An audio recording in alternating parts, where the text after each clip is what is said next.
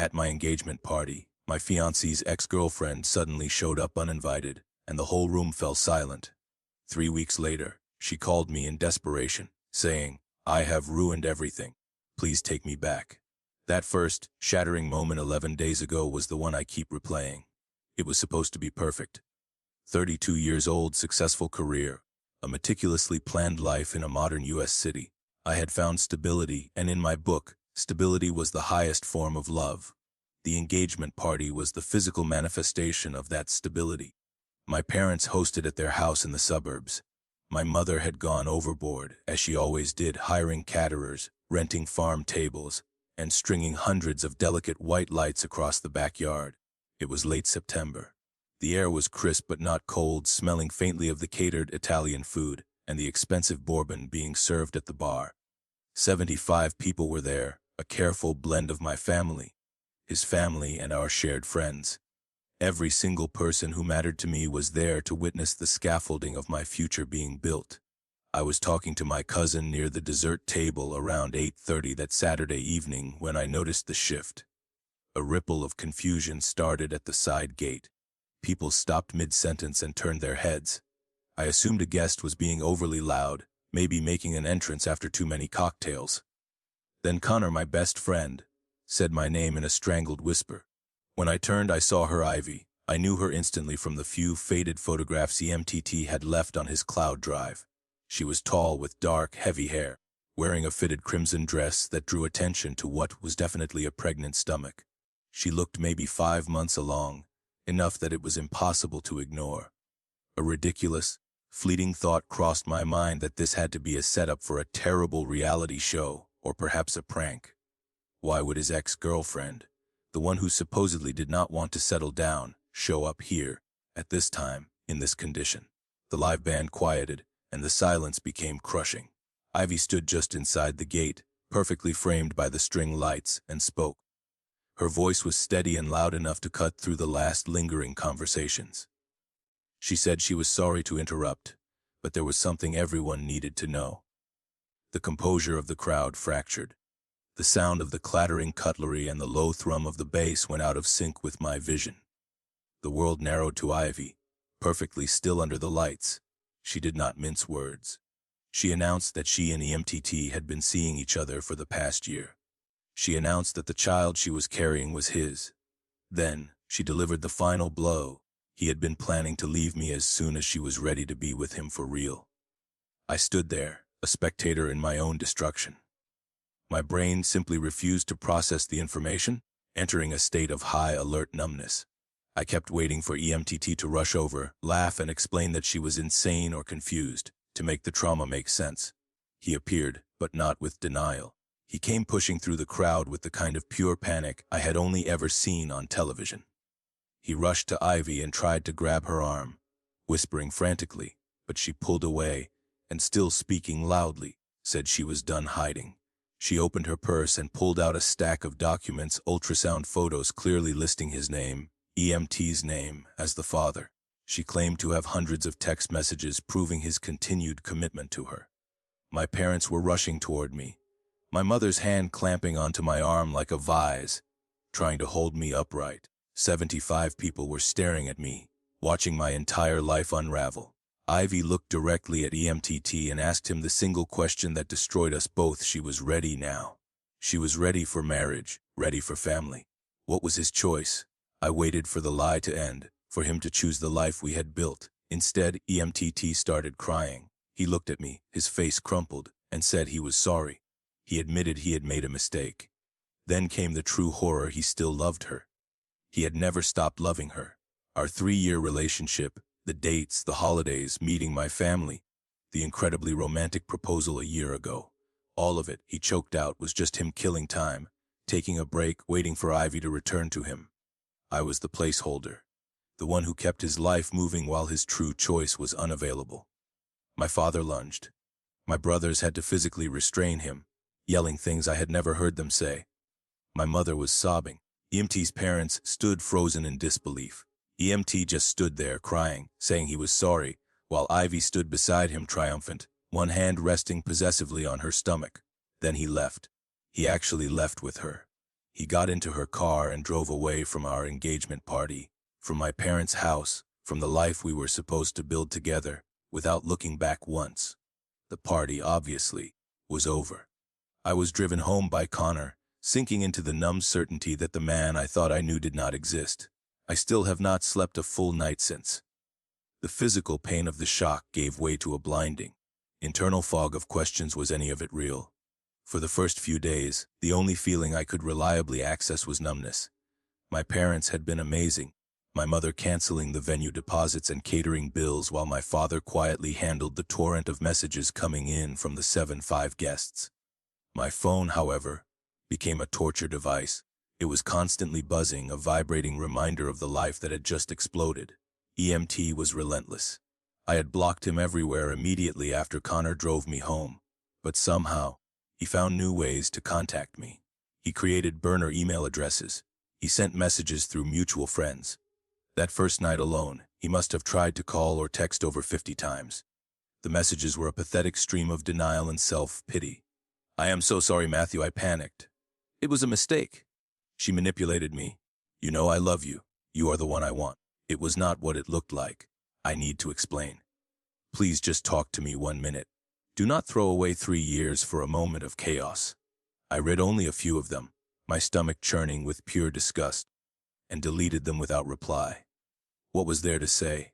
He had said everything that mattered in front of 75 witnesses. He had confirmed I was a placeholder, a warm body to occupy his time until his true choice was ready. No amount of groveling could erase that fact. Connor was my shield. He stayed on my couch for 3 days straight, fielding calls and making sure I ate something that wasn't freezer ice. He was the one insisting I rage. "You do not process this, Matt," he kept saying. "You get angry. You go and burn his stuff on his lawn. You cannot let him win by making you sad." My therapist suggested I simply sit with the feeling, whatever it was, whether it was rage or grief or confusion. My mother urged processing. Everyone had an answer for what I should do, but I just felt empty, unable to decide if I was grieving the relationship or the future, or just the person I thought EMTT was.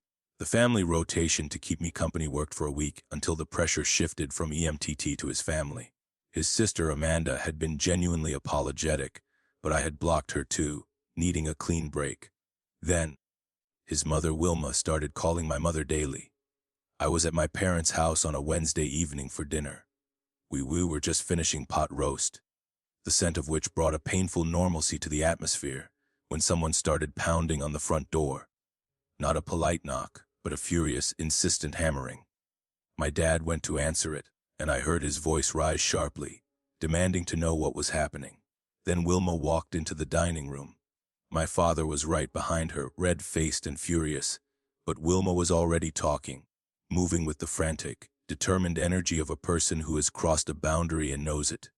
"Matthew, I know you are hurt, and you have every right to be unforgivable," she started, her voice high and desperate. "But there are things you do not know, things that change everything." My mother stood up instantly, her face tight with anger. "Wilma, this is inappropriate. You are ambushing us in our own home. You need to leave." Wilma started to cry, the tears immediate and theatrical. She said she was desperate. "He has been lying to all of us for years, Matthew. Ivy has been threatening him, holding something over his head. She is blackmailing him with ruin. That is why he was seeing her. He is a victim in this too." My father moved to the doorway, his body a solid block of protective anger. "You need to leave now, Wilma." But she kept talking over him, racing against the inevitable closing door. She claimed Ivy had some information, some evidence that could destroy EMT's career and family relationships, and she had been using it to control him since their breakup years ago. He was not choosing her, Matthew. He was terrified of her. He was trying to protect people he cared about. I finally spoke, my voice coming out cold and flat. "What information, Wilma? What could she possibly have on him that gives her that kind of power?" Wilma wrung her hands. "He will not tell me the specifics. He just keeps saying it is complicated. But he is not a bad person, Matthew. He just made a terrible choice under immense pressure." It was such a pathetic, hollow defense that I almost laughed. It did not matter if Ivy was a villain. EMTT was a grown man. He chose to lie to me every single day for 3 years. He chose to cheat. He chose to humiliate me publicly. Whatever pressure he was under, it did not erase the fact that he was the one who had made those choices. I told Wilma I was sorry she had driven all this way, but her story changed nothing. My mother then took over, her words sharp and final. She told Wilma that her son had destroyed her daughter's life on their property, and that no one in the house was interested in making excuses for him. Then, she walked Wilma to the front door and closed it decisively. I went home that night and could not sleep, not because I believed Wilma, but because her desperate plea had raised a question I could not ignore. What if there was some secret? What was I missing? That pressure cooker of curiosity finally led to a decision. I realized I could not start moving forward until I fully understood what I was moving forward from. The next morning, I did the one thing Connor told me never to do. I unblocked EMT. I had to know the truth, the whole truth, not just the convenient half-truths. Wilma's desperate plea had done the one thing she intended. It forced me to seek a confrontation, but not for reconciliation, for answers. The simple act of unblocking EMTT, of seeing his name reappear on my screen, felt like severing a nerve and reconnecting it just to feel the pain again. I sent him one message. I will meet you once. I do not want an apology or reconciliation. I want answers, the real ones. If you cannot give me that, we are done forever. He responded in minutes, the eagerness palpable. Yes, Matthew, absolutely. I will meet you anywhere, anytime. I will tell you everything. Thank you. His relief was disgusting. He thanked me for the chance to lie to my face again. We met 2 days later at a public park near my apartment. The sun was cold and bright, the late autumn leaves brittle underfoot. I sat on a wooden bench, wrapped in a thick coat. I insisted Connor wait in his car across the street, ready to intervene if needed, though I knew the danger was emotional, not physical. EMTT arrived looking ravaged. His clothes were wrinkled, his eyes sunken. He was not the meticulously groomed fiancé I remembered. The facade had been stripped away, leaving a desperate, hollow man. He started talking immediately, without preamble, as if the dam had finally burst. I have been trying to figure out how to tell you the truth for months. He mumbled, staring at the ground near my feet, but I kept chickening out. I knew if you found out the real story, you would hate me. But you already hate me now, so what do I have to lose? He confirmed the first part of Wilma's story. Things with Ivy were more complicated than he had ever admitted. The breakup 4 years ago was not because she did not want to settle down. That was the foundational lie he had built our relationship on. They broke up because she caught him doing something shameful. I was in a dark place, he said, the shame radiating off him in waves. I made a terrible, terrible mistake. He refused to name the mistake, only saying it was something that could ruin his career and destroy his reputation. Ivy had evidence, Matthew. Photos, messages, something concrete. When we broke up, she told me she would use it if I ever tried to move on with someone else. I listened silently, my hands stuffed deep into my pockets.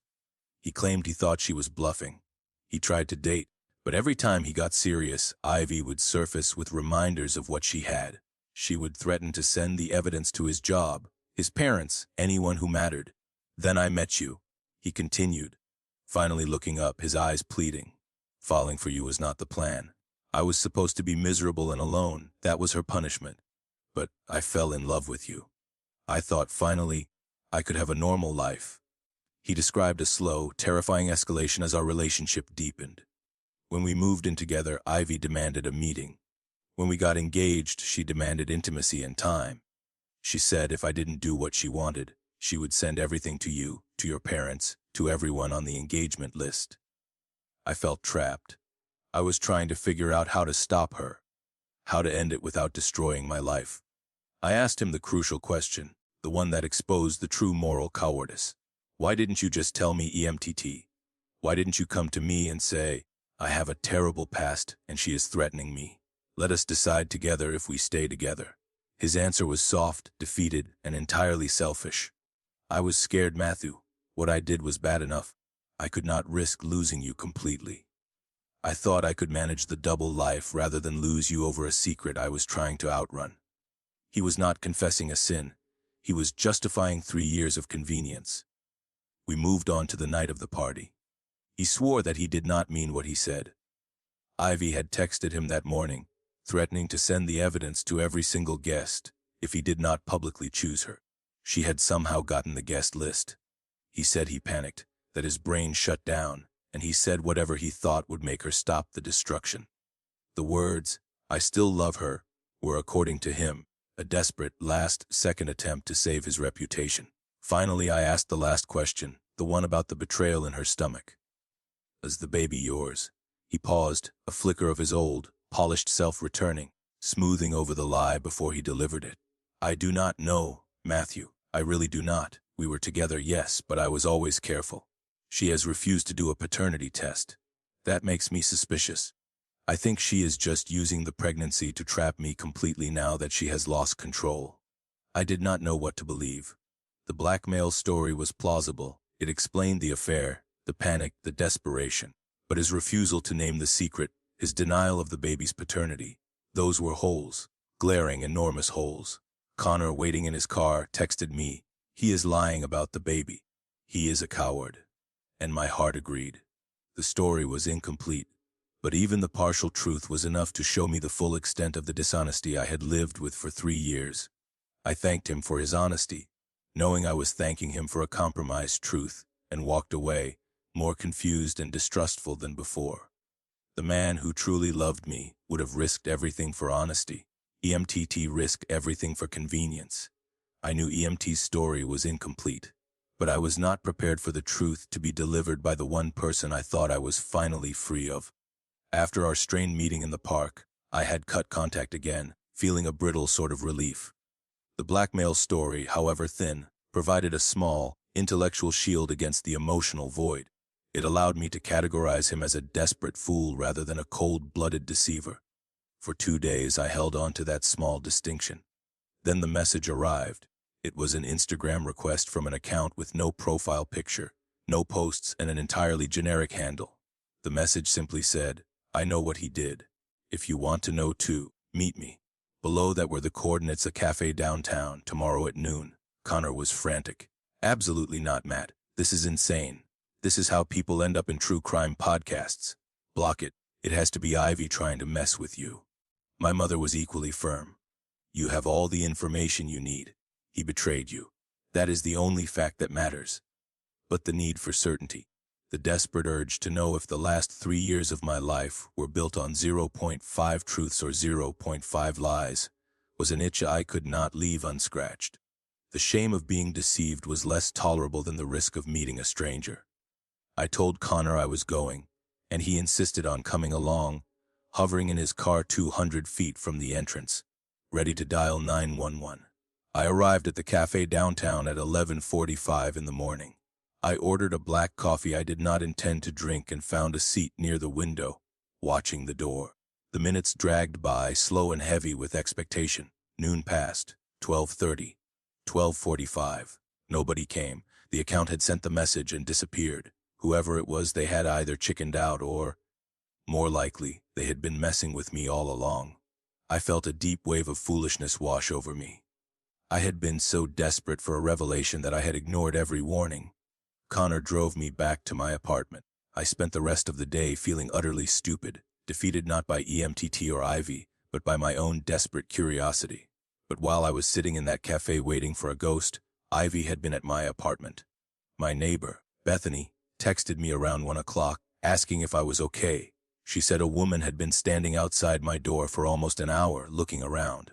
I knew instantly who it was. Ivy was staking her claim, ensuring I knew she was watching. By the time Connor and I got back, she was gone, but she had left an envelope taped to my door, my name written across it in elegant, looping script. Inside, there was a handwritten letter, 3 pages long, and a single photograph. Ivy's handwriting was deceptively calm. She started by claiming she never meant for things to go so far, that she thought EMTT would choose her and I would simply be a footnote. She admitted the blackmail story was partly true. Yes, she had evidence of his shame, and yes, she had used it, but he was not a helpless puppet. He came back willingly, and the threats were just the convenient excuse he used to justify his continuous return. Then came the first bomb. The baby was absolutely his. She had done a paternity test weeks ago, and EMTT had seen the results. His whole act of uncertainty in the park was just another lie, designed to make him look less guilty than a man who knowingly got his ex-girlfriend pregnant while engaged to another person. The second bomb was the one that truly detonated my reality. Ivy wrote that EMTT had proposed to her 2 years ago, before he ever proposed to me. She had said no because she was not ready to settle down, which was the original half-truth he had used to explain their breakup. She said he had only started dating me because she rejected him, and he wanted to make her jealous. He told her I was just a placeholder, a temporary solution, and that he would drop me the moment she changed her mind. The photo confirmed it all. It was grainy but unmistakable. EMTT on one knee, a ring box open, looking up at a younger Ivy, her hands over her mouth in surprise. The date stamp was clearly 2 years before our own engagement. I stared at the photo until the image blurred. Connor kept muttering that Ivy was unhinged, that the photo could be fabricated, that she was just trying to hurt me. But the setting, the specific, pleading way EMTT was looking at her, it felt entirely real. My profound grief turned instantly into cold, clear rage. I was not grieving a broken love. I was grieving a life that was fundamentally fraudulent. My entire relationship had been a performance stage for an audience of one Ivy. My greatest fear, the fear of being unlovable and used, was not a neurosis. It was the truth. It was all a lie, a 3-year lie, designed to manage someone else's insecurity. I had to confront him one last time, with the final piece of evidence in my hand. The picture of EMTT kneeling before Ivy burned every other lie out of my mind. I needed to see his face when he confessed to the lowest lie of all. The fury gave me a terrifying sense of calm. I was no longer seeking closure or understanding. I was seeking absolute, final clarity, and I intended to use Ivy's own evidence to get it. I texted him late that night. I told him I had the letter and the photograph. I told him he had exactly one chance to meet me and tell me the actual truth, or I would personally ensure every family member, every coworker, and every acquaintance he ever cared about received copies of the evidence and a detailed explanation of his 3-year fraud. He showed up at the park the next afternoon. Same bench, same haunted look, but this time he looked less like a panicked victim and more like a captured criminal awaiting sentencing. I did not sit down. I simply held up the photo, EMTT on one knee, 2 years prior, and asked, "Is this fabricated too?" He tried to deny it. He said Ivy was lying, that the photo was doctored, that she was unstable. The familiar stream of lies was insulting. "Stop." I cut him off, my voice steady. "The photo is real, EMTT, the date is right. The setting is right, you are right there. You have one chance to tell me the truth about this, or I am walking away forever, and the consequences will be yours alone." He collapsed onto the bench, running his hands over his face. He admitted it. He admitted he had proposed to Ivy. He admitted it was before me. He said when she said no, he was devastated and started dating to try and move on, to heal his pride. "I met you during that period," he whispered, "and I fell for you. My feelings for you were real, Matthew. But part of me, I cannot deny it, part of me always wondered what would have happened if Ivy had said yes. I asked him if I was truly just a placeholder. He twisted the answer, trying to soften the cruelty. My feelings for you were real, but I also cannot promise that a part of me was not always waiting for her to change her mind. I loved us both in different ways. I know that makes me terrible, but it is the truth." Then I asked about the baby, about the paternity results she claimed he had seen weeks ago. He sighed, deflated. "Yes," he confessed, "I saw them. The baby is mine. I lied about being uncertain, because saying I did not know made me look less guilty than knowingly getting my ex pregnant while engaged to you. The 3-year foundation of my life evaporated entirely. There was no redeeming truth left, only layers of calculated deception." Just as I opened my mouth to deliver my final verdict, his phone rang. He glanced at the screen, and the color drained from his face entirely. It was Ivy. He answered quickly, turning away from me, his voice a frantic whisper. I could hear her yelling through the speaker, a high, piercing sound. She knew he was with me. She said her sister had seen us. She was screaming that he had promised her he would never speak to me again. EMT tried desperately to calm her down, saying, "It is not what you think, Ivy. I am just trying to get closure so we can move forward." He actually said that, move forward. Like he and Ivy were the real couple, and I was just a loose end to be tidied up before their happy ever after. I reacted instinctively. I grabbed the phone from his hand. Ivy's screaming abruptly cut out when she heard my voice. There was a beat of silence, and then she launched into a fresh torrent of rage, calling me desperate, saying I could not take a hint, saying EMTT had chosen her and I needed to move on with my pathetic life. I am not the one who showed up at someone else's engagement party like a psycho. I fired back, my voice vibrating with controlled fury. And I am certainly not the one who got pregnant to trap a man who is terrified of commitment. You have not won, Ivy. You have won a liar and a coward, and in a few months, you will be raising a baby with a man who will cheat on you the exact same way he cheated on me. You are just jealous, she shrieked. EMPT never loved you. Everything you had was fake, and deep down, you know it. Ask him about the ring, I challenged, taking a step back from EMTT, who was lunging for his phone.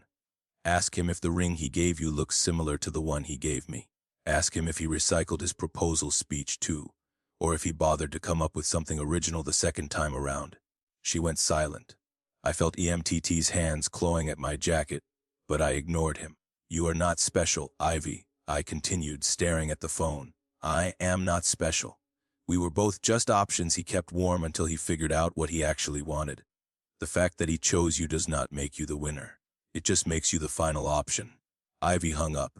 EMTT was incandescent with fury, his eyes blazing, not at me for the betrayal, but at me for disrupting his control. You just made everything worse, he hissed. She is already unstable. You have set her off! Who knows what she will do now? He called me vindictive and cruel. I laughed, a sharp, bitter sound. You do not know what I am like, EMTT. You spent 3 years lying to my face, so you do not know me at all. And I do not care what Ivy does. I do not care if she burns your life to the ground. You have already destroyed everything that mattered to me. Whatever happens to you next is not my problem. He tried to grab my arm, tried to plead. I pulled away. If you touch me again, I will scream, and every person in this park will see you for exactly what you are. He backed off. I looked him dead in the eye, delivering my final, unbendable ultimatum. This is the last time. If you contact me, if your family contacts me, if anyone connected to you tries to reach out, I will go to Ivy myself and tell her every single thing you said about her. Every time you called her manipulative, unstable, or toxic. Every lie you told to make yourself look like her victim. His face went white, finally realizing the true extent of his powerlessness. Have a nice life with the woman you chose, I concluded. Enjoy explaining to your child someday why Daddy destroyed multiple lives, because he could not commit to anything real. Then, I turned and walked away, leaving him broken and exposed on the park bench. I walked away with the silence of the park still ringing in my ears, but 3 days later, the real noise of EMT's life imploding arrived on my parents' porch. My confrontation with EMTT, specifically the phone call with Ivy, had the exact effect I intended, and then some. Ivy, realizing her prize was already morally compromised and seeing the last vestige of his loyalty to me, the fear of my exposing him, had fully entered her vindictive phase. She did not just send the secret, she went nuclear. Connor, who was tracking the disaster through mutual friends and EMT's sister, Amanda, kept me updated. Ivy had gone to EMT's workplace, a huge financial services firm downtown, and caused a massive scene.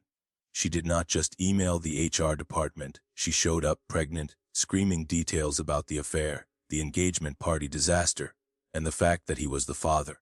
She made sure his coworkers, his superiors, and the security desk knew everything. His carefully constructed life of professionalism and stability was demolished in one afternoon.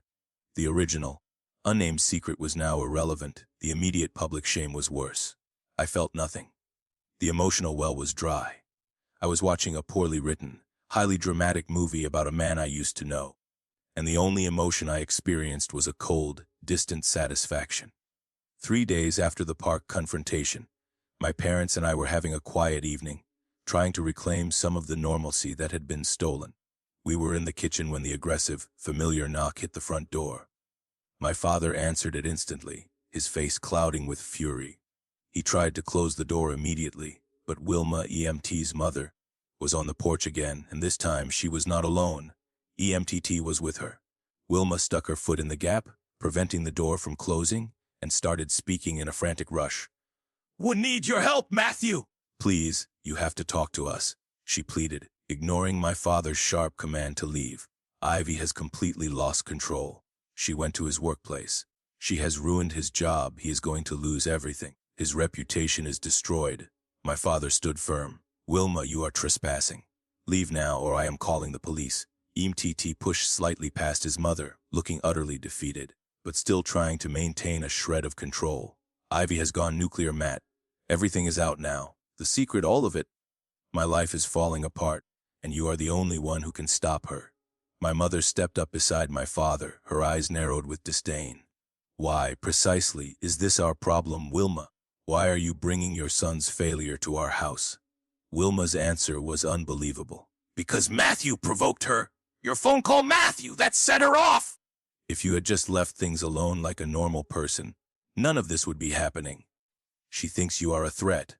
I could not believe the brazen nerve, the immediate, default redirection of blame. Here was a woman standing on the shattered remnants of my engagement, telling me that the final destruction was my fault because I asked for the truth.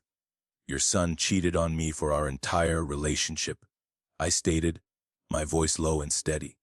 "Your son humiliated me in front of 75 people. Your son lied about proposing to another woman before me. And you are standing here on my parents' porch saying this is my fault." EMTT tried to interrupt, raising his voice. "I am not blaming you. I just need you to talk to Ivy. Please, Matt, just calm her down. She thinks I still have feelings for you. If you could just tell her you are completely out of the picture, maybe she would stop." I focused on EMT's face, searching for the slightest trace of self-awareness. Why would Ivy listen to anything I say? The truth that followed was the final, pathetic layer of his cowardice. He admitted that during his fights with Ivy over the past few weeks, he had been using me as a weapon against her insecurity. I said things. He confessed, looking at his shoes. "I compared you too. I told Ivy she was not as kind as you. Not as easy to be around. Not as loving. She is jealous because she knows I said those things."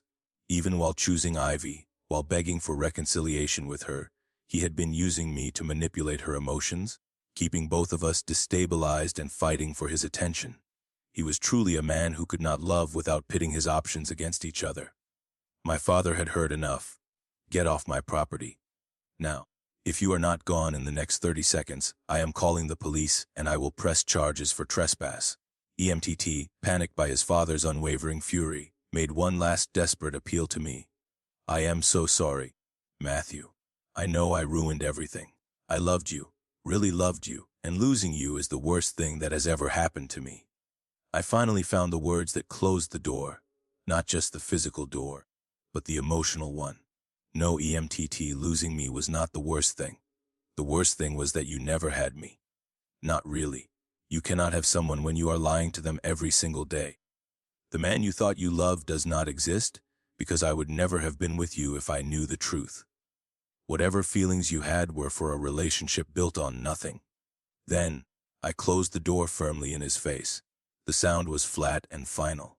The slamming of the door was the final sound in the story, but the aftershocks continued as EMT's life became a cautionary tale. I spent the next week in a surreal state of calm. The anger had burned itself out, leaving behind a clean, sharp clarity. EMTT was no longer a personal threat or a confusing puzzle. He was simply a consequence. I had done everything I could to secure the truth, and now I had to focus on the only life I could save, mine. Connor was my primary source of information, still receiving updates from EMT's sister, Amanda, who had wisely chosen to cut her brother off, but felt some residual obligation to keep me informed. The news was grim, but it confirmed the totality of EMT's failure to choose. He was officially put on administrative leave from his corporate analyst job, pending an internal review prompted by Ivy's public scene. His reputation was completely destroyed within the firm and across the professional network they shared. The blackmail secret, whatever it was, had been overshadowed by the public spectacle of the affair and the engagement party disaster. His home life was equally catastrophic. Amanda relayed that Wilma and EMT's father were fighting constantly. Wilma, still trying to champion the victim narrative, refused to accept that EMTT was fundamentally dishonest. His father, however, had gone silent, seeing his son as a source of deep, abiding shame.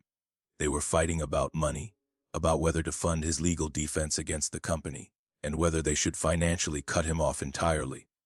The most intense conflict was, naturally, with Ivy. The phone call, in which I had exposed EMTT's use of my kindness as a weapon against her, had set her into a spiral of distrust and paranoia. She was posting increasingly erratic things on social media, detailing their fights and accusing him of continuing to seek me out. The climax of their volatility came when Ivy threatened to keep the baby from him entirely. She said if he could not commit to her absolutely and cut off every last vestige of his life with me, she would put a different name on the birth certificate and raise the child without him. EMTT, the man who wanted a family more than anything, was now facing the prospect of losing both his job and his child, all because he was incapable of making one single, honest choice. And as I heard this, sitting in my apartment watching the dust settle, I felt absolutely nothing. No pity, no regret, no victory. Just a quiet, profound sense of escape. My father, who usually reserved his commentary for world events and the stock market, said something the other night that stuck with me. He rarely spoke about EMTT, usually just leaving the room when his name came up, but he saw the quiet processing I was doing. Some people go through life collecting options instead of making choices, Matthew, he said one evening, looking over his newspaper. They keep every door cracked open just in case they regret the one they walk through. EMTT was never going to be happy with Ivy, or with you, or with anyone, because he would always be wondering what else was out there. He only cared about maximizing his personal security, not making a genuine connection. You dodged something much worse than a bullet. You dodged a lifetime of being someone's backup plan. That insight was the final click of the lock. My grief began to subside when I realized I was not mourning a person or a partnership. I was mourning a fictional future built on a fraudulent foundation. I was mourning the loss of the man I believed EMTT to be, a person who never existed. How can you truly mourn something that was never real? The shame of being deceived was replaced by the clarity of being the escapee. My fear of being unlovable, the fear that had made me so eager to cling to the perfect, stable facade of the engagement, was countered by the realization that I was brave enough to demand the uncomfortable truth and strong enough to walk away from it. My core emotional conflict was resolving itself not through reconciliation, but through complete rejection of the lie. I was not the one who was unlovable. He was the one who was incapable of genuine connection.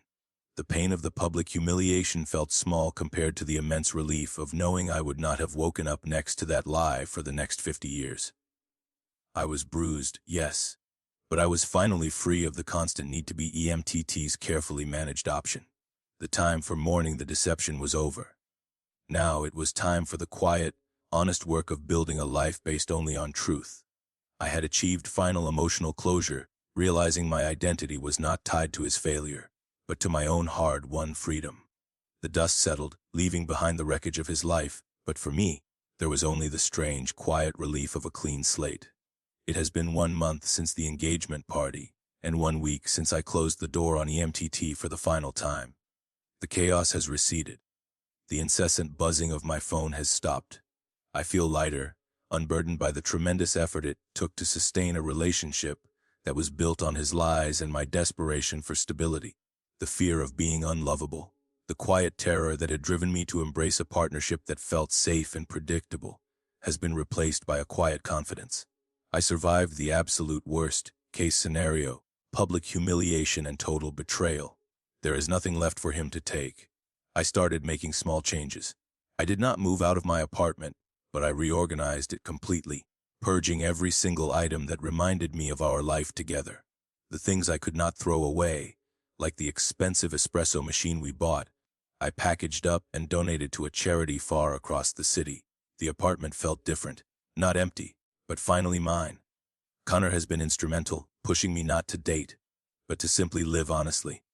He reminds me that the real betrayal was not the cheating, but the profound lie that prevented me from being vulnerable and real. I have started going out with friends again, and when the topic of the disaster comes up, I no longer shy away. I tell the full, humiliating story, including the double proposal, the placeholder role, and the final scene on my parents' porch. Telling the truth is uncomfortable, sometimes humiliating, but it is infinitely better than hiding. It is the beginning of the end of my lifelong pattern of emotional avoidance. I am learning that love, the real kind, must be messy and risky, requiring both people to lay their flaws bare. EMTT could never do that. I realize now that I was not the victim of a jealous ex-girlfriend. I was the casualty of a man's overwhelming fear of being truly known. I still hear reports of EMT's implosion through Amanda, who sends updates to Connor almost weekly, claiming she is just making sure I am safe. The most recent news is that he has started legal proceedings against Ivy regarding custody, but their fights are legendary. They are trapped in a toxic cycle, perpetually fighting for control of a situation that neither of them can stabilize. My father's wisdom has become my mantra, collecting options instead of making choices. EMTT will likely never escape that pattern. He lost the security of my stability and the chaos of Ivy's possessiveness because he tried to keep both. I do not know what my future holds, but I know it will not be built on a lie. I will mourn the fictional version of EMTT, the man who was charming and kind and wanted a family. But I will celebrate the fact that I am free of the real EMTT, the coward who used me to make another woman jealous. If Ivy ever reads this, and I suspect she might, given her need for control and validation, you did not win. You received a man who compares you unfavorably to his ex-fiancé during fights, a man who proposed to someone else into your pregnancy, a man who lies as easily as he breathes. You secured the ring, but you lost the peace. As for me, I am moving forward. I have started seeing my life not as a terrible accident I must recover from, but as a 3-year lesson in radical honesty.